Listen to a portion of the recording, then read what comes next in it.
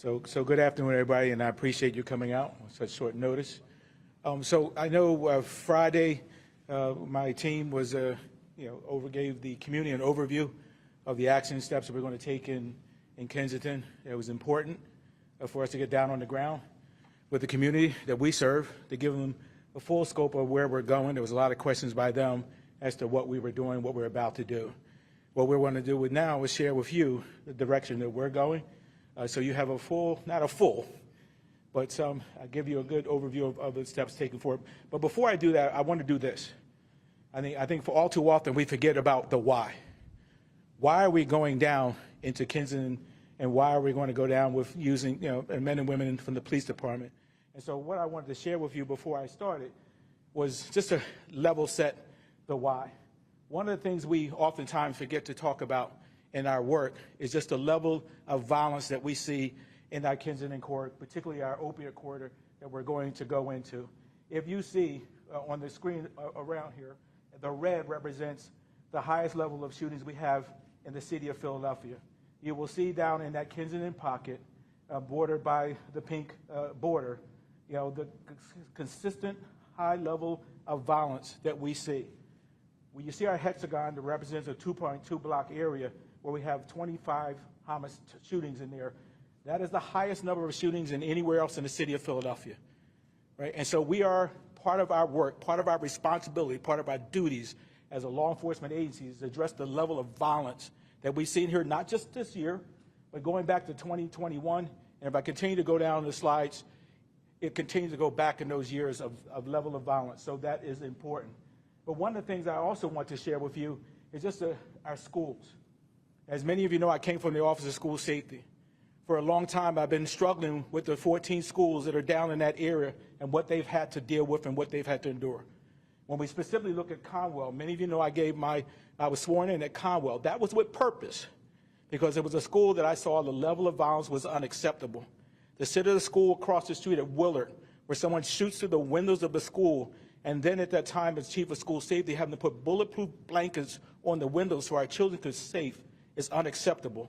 And so you look at Conwell, but one of the things we also recognize with Conwell, most recently, there was a report by the Trace, and they were reporting that Conwell Middle School and Willard, which are across the street from each other, are number 1 and number 3 in the nation with having the highest level of shootings around their schools within 500 feet.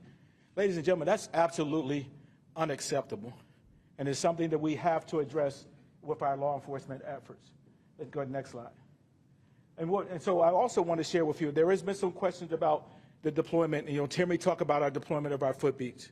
For those who have been around for a while, during my time under Commissioner Ramsey, the footbeat strategy was an effective strategy for us as a law enforcement agency. Let me back up. You skipped me the slides. Who's hitting my slides for me? Come on, come back. Is the narcotics is after this one? Next one? All right, we jumped ahead. I'll come back. Let's stay at the narcotics. One of the things we also recognize that the level of narcotics and the persistent level of narcotics in the city of Philadelphia, but in particularly in our opioid corridor. You can just see from this map where we have it highlighted, particularly right here where we're going, it is one of the highest level of narcotics sales and drug sales in the city of Philadelphia. That too has been like that for some time. And there's been a situation where that community has been persistently plagued, even during my time where I spent a lot of time in narcotics down in that pocket. So again, part of our strategy is, 1, to address the violence that is occurring in that community, 2, to address the level of drugs that's occurring in that community as well. Now we'll go to the next slide. And just wanted to respond to the questions around the footbeats. During my tenure under Commissioner Ramsey and Commissioner Ross, we had worked with Temple to create a footbeat model. That footbeat model, at one point during my tenure, we had almost 250 men and women from the academy on the ground. We studied that model. We found that model was an effective strategy for us to move effectively in our communities, working in those communities with these officers on the grounds, and we can see by the work that they did a significant reduction in the activity. And so that successful implementation of that footbeat has informed our footbeat strategy over the last decade. We continue to do that strategy since 2009 in a highly effective way and continue to see that as a way of us dealing with the violence that we see. All right, so again, part of what I want to share with you, we'll share that with the crew, It's just to give you the understanding the next phase of our work is really getting down there to address the drugs activities occurring there and the violence is occurring in that community. So here's the plan. I mean, as you indicated in our 5-phase approach, part of what I want you to understand, that approach is all-encompassing. You know, one of the things we have looked at when we look at our plan and we look at the work that's been done, the Kensington planning process went through a very comprehensive process of getting down into the community and asking what they want. Commissioner Pedro Rosario is here with me today, has been on the ground since his appointment, and Adam Gear as well, to be able to find out those things. One of the core things that they talk about is safety. During the inauguration, the mayor set forth her charge from the very beginning, from the time I met her, we are going to address Kensington. And during that, at the beginning of her term, when she started out, when she was sworn in, the first thing she put on paper was a resolution and an order, the directive, executive order for us to address Kensington. That is my charge. That is our responsibility here at the Philadelphia Police Department to answer that charge, and we're now moving into that space. We will now start to move into our phase 1 approach of our methods. We will start to announce into the community, but I want to say this to you as well. We have been doing that since the middle of March, early March, technically in our phase 1 approach. Since we've removed the encampment, Commissioner Rosario and the team has been working with the Office of Homeless Services, our mental health partners, and our community partners to be able to provide opportunities for individuals to go into service. Those efforts have continued and have been very successful. We are now going to move into naming that process so that everyone knows what the next phase of this operation will be. And so there will be leaflets going out and packets going out to the community, giving them the information as to what's about to embark on, and some opportunities for them to go into other services. There's QR codes, and GRIP will be able to share that information with you. Our next phase of this operation, we will be deploying, starting next week, our academy class that graduates on Monday will be deployed in the area. We will be moving 75 men and women from the Philadelphia Police Academy who will graduate next week, will move into the Kensington pocket, where we will start to address those drug corners and that drug activity that is causing much of the violence that we see here and the activity that we see down there. It will be very scripted, very strategic, and I want to commend the men and women, my executive team is here with me today, for their work and their efforts to make that a possibility. We are going to go down there and start to address what has been manifesting from the issues down there, the level of open-air drugs, the violence that occurs there, and all the things that have kept that community pretty much imprisoned for a long time. We are going to give hope back to a community that has lost hope, and we're going to start to help and be able to let them activate and be really, really much a part of our work moving forward. I want to caution you here. We still have a lot of work to do. I do not come here with any belief, or my team does not believe, that overnight we're going to take care of an issue that has been there for decades. We do not go into this process. But what we will do is work to restore order. And listen, we have been down there. I've watched what has happened to our children down there. Our kids cannot play in that area down there. Our kids cannot walk to school down there. Commissioner Rosario met with our principals, and they shared with them the challenges and the trauma that our families, our children, our parents are dealing with down there because we've allowed this issue to go unabated. We are going to go down there. We are going to be working effectively, but we're always going to be in our phases. We're always going to be in our phase 1 approach of giving individuals down there who want an opportunity to go into services. We will allow that. We will always allow that. But we will no longer allow the level of violence and the trauma that has been inflicted on those families down there. That is the start of a long process. As Commissioner Stanford would tell me, we plan on being down there as through the development of our phases. We will go through and sustain that area and hold that area as long as we have to, so we can give hope back to that community. We can let those community members start to reactivate and trust in the process. And then we will be working with Director Gear and our city services as we build out the community plan. At the end of the day, we are going to be able to, we're going to clear the road, we're going to work to clear the road, but it will be the community. The community be the ones that'll step up and take this from us. We will be working with the community to be able to build the strategies and moving forward and how they want this community to formulate. This is not going to be a policing strategy, a sole policing strategy. But you cannot get to the work until we clear it and make it safe for people to get down on the ground and do the work. And that is our job. Our job is to make it safe so the community can come down and feel a part of the work and be participant in that work. And so that's our plan moving forward. We are excited as an organization. We are excited about taking the mayor's charge and starting to move that forward. And we believe we have a highly effective strategy to do that. And we will accomplish our goal. So I'll stop there and see if you have any questions. You would, okay. Just for starters, one of the first questions we'll get from viewers is how long will they be there? And I realize that this is a long plan that you have, but I guess the question would be, are there benchmarks to how long will keep officers to add more? So I think that's an excellent question. I think what I've told folks, and I tell people, it's not like we have a comparison anywhere in America to give us a playbook of how to do this. We know in San Francisco they've been able to work effectively to address their open air market. We know that Boston had a small area there. There is no playbook. And so we humble ourselves knowing that we're going to this operation being very fluid and very nimble. We will flex as we need it. If I need to add additional personnel in there, we will. As we go through this process, working with the community, the ultimate goal is to hand this off to the community, but we will never abandon them until we get to that place. And so to put a time limit on it, it'd be hard to say, but we are in for the long haul, and we will be there until we feel it's safe and the community norms have been restored.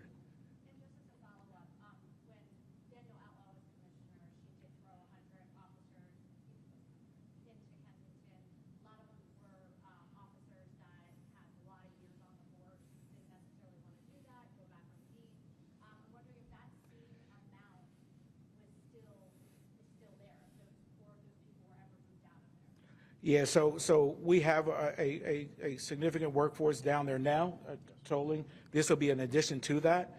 I can't speak for my predecessor. I'm born here, raised here, know the city, know the area, and the men and women that I have in position now very much knows this space. It was for that reason I appointed Commissioner Rosario, because of his sheer knowledge of how that area works and his commitment to the community down there and the respect and trust they have for him.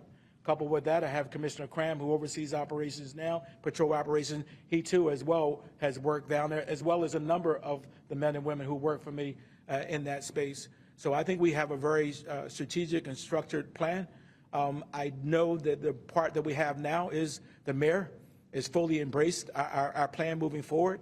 I have the pleasure of having Adam Gear, who's here with us as well, who will be leading the other services as we move forward. I believe the way we have it structured, the way we've established our plan, it's an effective one, and I would expect and will expect that our plan is highly effective, and we will do whatever we need to meet our charge.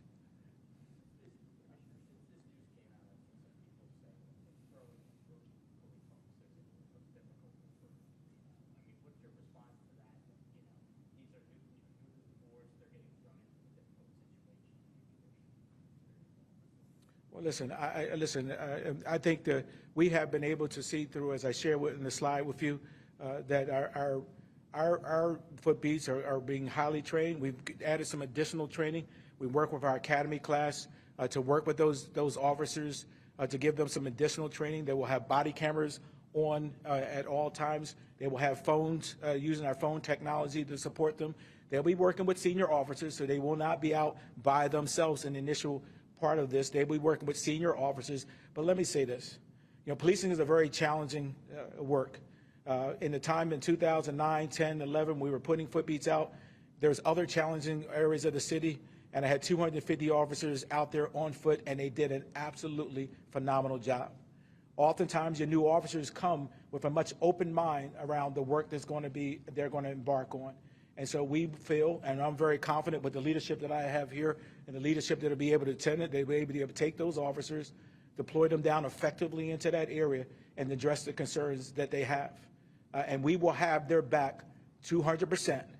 I mean, as they move into this area of operation. So clearly, we will always have concerns when we're putting new officers, no matter where they go, across the city, because we are putting them back on foot beats in different parts of the city, and they are all working in crime areas across the city.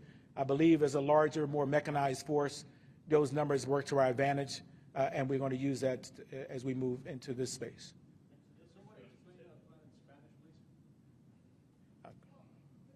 Hold on. We'll do that at the end. Can we hold that? Okay.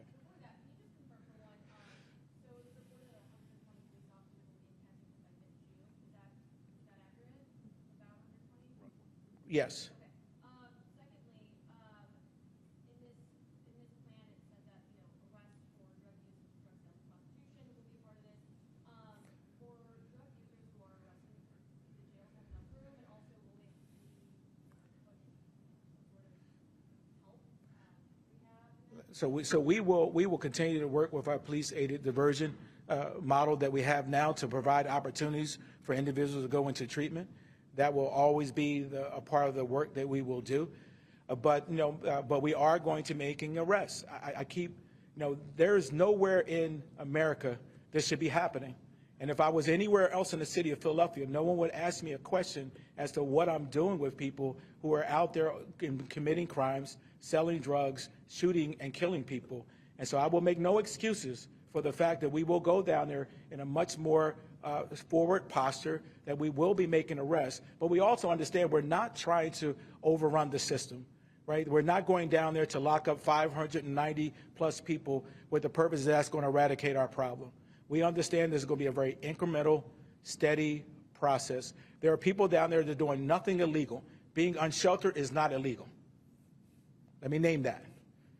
Right? So it's not as if we're going to go down there and just start to look for. We will move into our phases. We'll bring the men and women down on station. They will start to get acclimated to the area. We're going to do some of that before they even are deployed, and then we work. But we are no longer going to allow individuals to take needles and shoot them up in front of children and families. We are no longer going to allow individuals to walk through the neighborhood and steal and take things that are not theirs. We're no longer allow people to just openly selling drugs. And to the best of the ability, we're going to try to address all of those. I'll let you manage the room. Do we have any plan to enforce the court fee? So we have started that process already for some stores have to close at 11 o'clock. That process is already underway, correct? So we're educating to your question, we're educating the businesses right now, and we'll probably, we'll be doing active enforcement by next week. But the equipment for teenagers as well? I mean, we'll always be doing that. I mean, that's been always part of our work, particularly as we go into the summer months. This might be more of a question for the You're dominating all the calls. No, I'm just picking up. Go ahead. If you'll answer that, I'll keep questioning. I'm wondering if the city has tracked, I think it was 59 people at the day of the encampment, if you've actually tracked them, and how many of those people are still in either the rehabs or the shelters?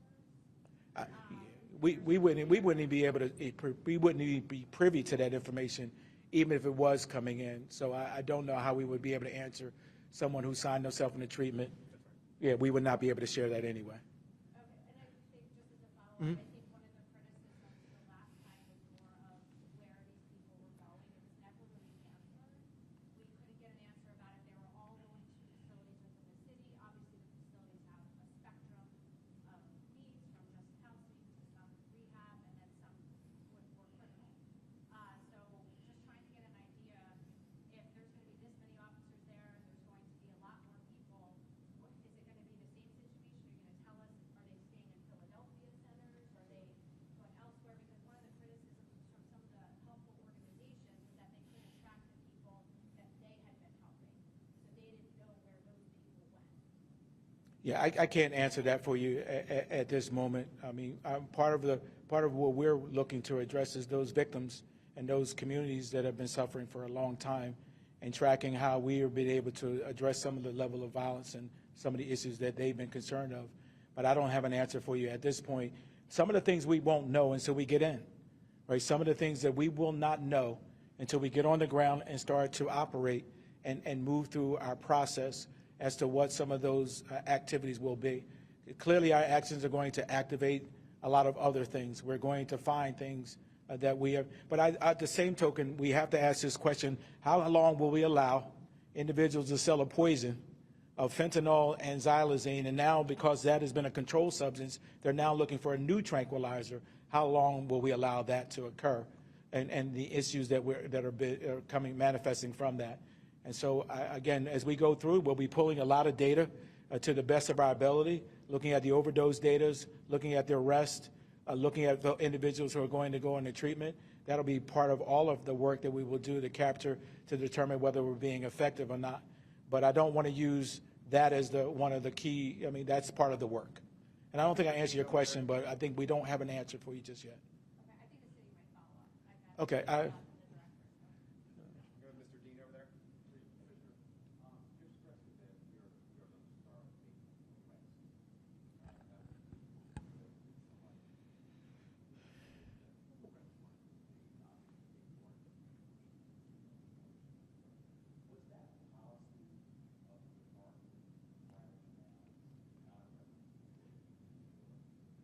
I think there's been countless arrests that have been made down there. I won't get into what previous policies. I can only talk about what we're doing moving forward. Right? We're in this moment now of what we're going to do under this mayor, Mayor Parker, and the direction she's given us as a city and the city departments to work in Kensington. What was the prior edict at that time? I mean, clearly we've been very public about the harm reduction model that has been going on down in Kensington and what that meant. But as we move forward in our work, we will be using every tool at our disposal to address the issues that are occurring down there. And arrests are a part of that. However, at the same time, we respect the work that the harm reduction team has done. We respect the work that the men and women have done to deal with the addiction down there. And we're not moving away from that model. That is one of the core models of our work. We'll constantly have that in the back of our mind. If someone wants to go to treatment, we are going to work with our partners and do every effort to get them into treatment. So the phase one is an announcement. We'll move very quickly, as you see, into phase two around putting the enforcement. And so I want to be careful, and I had a great conversation with Commissioner Stanford earlier. All of this blends together. I know as part of what we wanted to do in our 100-day report was to outline you kind of our approach. But all of it links together. We don't just drop from phase one. Phase one doesn't exist anymore, we go right to phase two. Phase two doesn't exist anymore, we go right to phase three. They all work in continuum. They're all, at some point, all of those phases will be one. We will always be looking for a diversion and working to move people. We will always be announcing to them to give them an opportunity. We will always be doing enforcement there, but we will also, in the back end of phase 4 and 5, really working with our community partners to build the muscle and build the integrity of having them take that neighborhood, own that neighborhood, and it be theirs. And we move into a level of sustainability where we will work with them. You know, the Kensington corridor, the district, the team will be down there for a long time, always supporting that community in their work. Commissioner, if I can ask the Deputy Commissioner, you've been put in charge of the Kensington Initiative. We just heard the Commissioner saying this is kind of unprecedented situation in the United States. How do you handle that? How are you looking at this challenge? Collaboratively, right? It's important to understand that, as the Commissioner alluded to, we don't take this process lightly, and it has to be something that we have to seek input from our community partners. So we've been very purposeful in meeting, talking, listening to our community members there to receive their input and guide us into the strategy that we need to utilize. And if I can, what are you really hearing from the community there? That what's happening now can't continue, right? That we have to reset those norms. We really have to bring a sense of normalcy back to the Kensington community. What role will state and federal partners play? So just so you know, we've been moving and Operation Commissioner Kelly and Commissioner Benoit and their teams have been working down in Kensington corridor already. We've been working with our federal partners, FBI, ATF, Homeland Security, DEA. All of our partners have been already working operationally down in there. Our Attorney General's office has been working, doing narcotics interdiction. I mean, you know, one of the things we believe in part of our strategy, as you see now, I've never once talked to you about focusing on those who are being addicted. My conversation to you today is about sending men and women to address the drug sales that we laid out in our 100-day plan to address, and has been asked by, those in the community to address the level of drugs and violence that are down that community. That is our core strategy as we go into that. And our federal partners, I've been at this for quite some time, and I can tell you they have been absolutely outstanding. I met with all of them. My team met with our federal partners to really lay out the challenge that we have in Kensington, and that we need you to focus your support down there. And all of them have done that. U.S. Attorney has pledged her support, and so we could not be more pleased with the support we're getting from our federal partners, both now and as we continue to operationalize over that. So as you see my young kids and my young, not all of them are young, but my recruits are going down there, there will be a lot of folks sitting on top of those young people, supporting them, both our federal partners. We are working with our district attorney's office. We're working with all of our partners to make sure that we're supporting them and supporting the team that Commissioner Rosario has assembled as we go into our operational stage. That's fine. Listen, again, I hear what they say, and I hear those concerns. So we will be able to pivot and address, the conversation, whether you take down a drug corner here that's going to turn into violent episodes, to take over those corners. We understand that. Most of my team up here, we got a lot of experience. We got a lot of experience on the field. We'll know how to address those issues. We'll be able to pivot and be able to handle those effectively, both whether it be here and we see that other activity in other parts of the city as well. Okay, our last question right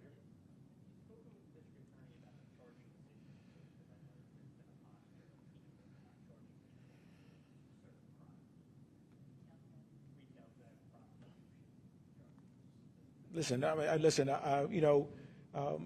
We have worked with the district attorney. We are working on some of the issues. The team has worked with them as it relates to our retail theft and some of the other offenses. I control what I can control, and that is to move my men and women into this position and to do the work that we do. My expectation that not just the DA's office, but the entire system. Director Gear is working behind the scenes with our municipal partners and others so that we have some support from our courts. So it's not just about a district attorney's issue, it's a criminal justice issue, and how the system will reset to be able to effectively use what they have at their disposal to get individuals into treatment as well. But I do want to make sure we understand this and say this again. Yes, we are moving our men and women down into this area. This is not about us going down there and trying to arrest every individual down there. We are going down there, as Commissioner Rosario said, to reset the norms. We're going down there to make sure that everyone, that we bring safety back to the community and to address the trauma that many of our young kids and children and families have been dealing with. That is our goal. And through those footbeats, I expect them to build the support and build relationships in those communities while they're on foot, so we can make this an effective strategy. And so I just appreciate all of you coming out, and we'll update you throughout this period as we get underway. Thank you, everybody.